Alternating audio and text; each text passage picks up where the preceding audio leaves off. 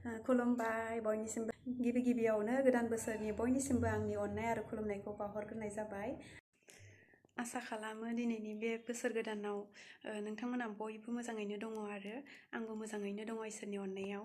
आरो लोगोसे बे फैबाय थानाय बोसोर गोदाना साफ्रोमबो सुबुंनि थाखाय लाबोनानै होफैथों गोदान गोदान मिजिं आरो रादाब, लोगोसे गोसोनि साननाय हनाय खामानि दामानिफोरखौ मोगथाङाव साक्सेसफुलै मावफुंनो हाथों होननानै आङो इसोरनिसिम गंग्लायै आरज गाबनाय थाबाय। आङो दायो बे समावहाय मन्दिराव एसे खुलुमहैनो नागिरदों आरो बोसोर गोदाननि। थुदो बिदिब्ला नोंथांमोनाबो नायलांदो अननानै आंनि भिडिअखौ।